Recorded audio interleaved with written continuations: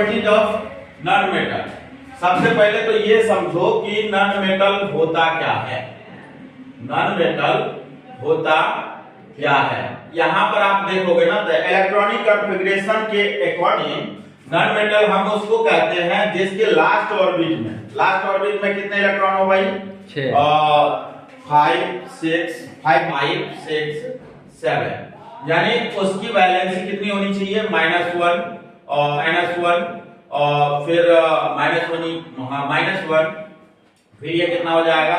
-2 और फिर ये कितना हो जाएगा? -3। तब जाकर के इसे आप क्या कहोगे? नॉन मेटल कहोगे। अब यहाँ पर देखिए ई कह रहा है reaction of non metals with oxygen. इसमें देखो non metal react with oxygen to form acidic oxide और नेचुरल ऑक्साइड।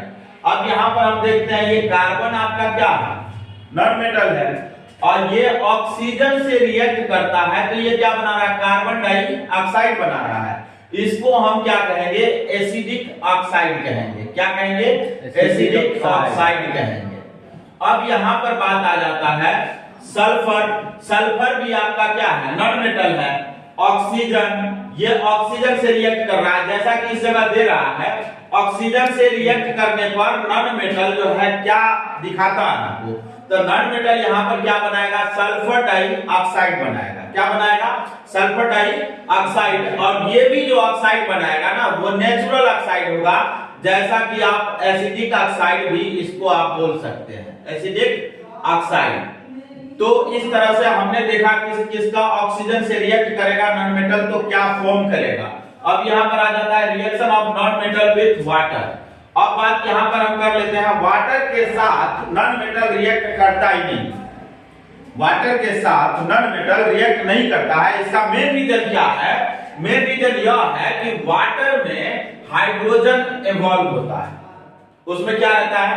हाइड्रोजन इंक्लूड रहता है, जिसकी वजह से हाइड्रोजन के वजह से यह रिएक्ट नहीं करता है। Therefore non metal do not react with water to evolve hydrogen gas.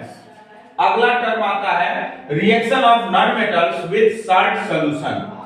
Salt solution से ये नॉन मेटल कैसे रिएक्ट करेगा? यहां पर देखो, a more reactive non metal displaces a less reactive non metal from its salt solution. यहां पर देखिए ये क्या है? सोडियम ब्रोमाइड है, ये क्लोरीन है। क्लोरीन क्या होता है बेटा? क्लोरीन आपको देखा जाए ना, तो क्लोरीन आपका नॉन मेटल है। क्लोरीन आपका क्या है? नॉन मेटल है। यह इससे रिएक्ट करेगा तो क्या आएगा भाई? Salt solution. यहाँ पर ये आ जाता है सॉल्ट आ जाएगा, जैसा कि यहाँ पर बता रहा है a more reactive non metal displaces a less reactive non metal from its salt solution. ये भी आपका सॉल्ट है और ये भी आपका सॉल्ट है। तो इस Br के साथ ब्रोमाइड है ना, तो Br के साथ क्या हो जाता है? ऐड हो जाता है, सॉरी Br को अलग कर देता है। ये Br जो आपका है और ये क्लोरीन है, Br को डिस्प्लेस करता है कौन? क्लोरीन। Br को डिस्प्लेस करेगा कौन? क्लोरीन। Br को हम क्या कहते हैं? ब्रोमीन कहते हैं। क्या कहते हैं? ब्रोमीन। और ये Cl जो है आपका, ये क्या है? क्लोरीन है। क्लोरीन जो है ब्रोमीन से मोर रिएक्टिव रहता है।